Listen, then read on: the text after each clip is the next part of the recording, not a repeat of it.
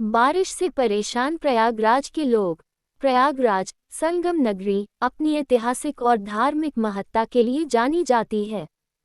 गंगा, यमुना और अदृश्य सरस्वती का संगम यहाँ की पहचान है।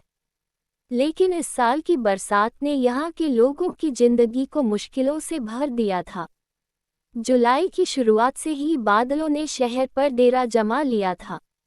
लगातार हो रही मूसलाधार बारिश ने सड़कों को नदियों में बदल दिया था। गलियों में पानी घुस आया था और लोगों की दिनचर्या ठप हो गई थी। रामबाग के एक छोटे से मोहल्ले में रहने वाले राजेश जी एक सरकारी दफ्तर में काम करते थे।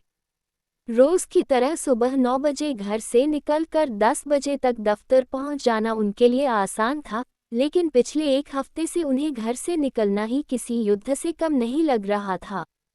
उनके घर के बाहर पानी कमर तक भर गया था।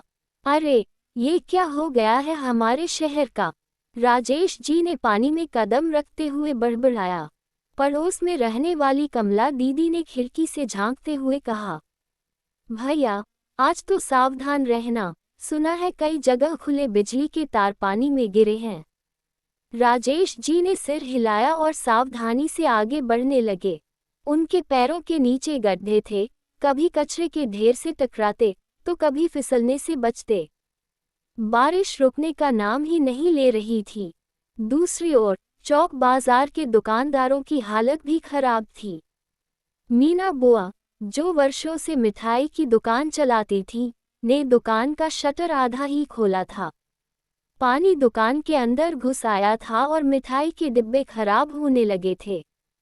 इतना नुकसान तो मैंने कभी नहीं देखा। बरसात तो हर साल होती है, लेकिन इस बार तो सब कुछ डुबा दिया। मीना बुआ ने दुखी स्वर में कहा। शहर के पुराने इलाकों में नालियों की सफाई न होने से पानी रुक गया था। सुशील, जो रिक्शा चलाते थे, पिछले 3 दिनों से एक भी सवारी नहीं पकड़ पाए थे। उद्धरण चिन्ह, साहब, लोग घर से निकल ही नहीं रहे, और जो निकलते हैं वो ही रिक्शा या बाइक से जा रहे हैं। पेट खाली है, जेब खाली है, उन्होंने शिकायत की। प्रयागराज के अस्पतालों में भी हालात बिगड़ने लगे थे। गंदे पानी के कारण डेंगू और बुखार के मरीजों की संख्या बढ़ने लगी थी। बेली अस्पताल में डॉक्टर सुरभि दिन रात मरीजों की सेवा कर रही थी। उद्धरण चिन्ह, पानी से होने वाली बीमारियां इस मौसम में बहुत फैलती हैं। हमें सभी को सतर्क रहना होगा, उन्होंने लोगों को समझाया। इसी बीच गंगा और यमुना का जलस्तर भी लगातार बढ़ रहा था। संगम के किनारे रहने वाले मल्लाह परिवारों को प्रशासन ने सुरक्षित जगहों पर जाने की सलाह दी, परंतु उनके लिए घर छोड़ना आसान नहीं था। मल्लाह रामनाथ ने कहा, हमारी रोजी रोटी नाव से चलती है, अगर यहाँ से चले गए तो पेट कैसे भरेगा। शाम को जब बारिश थोड़ी थमी तो लोग अपने घरों के बाहर निकले।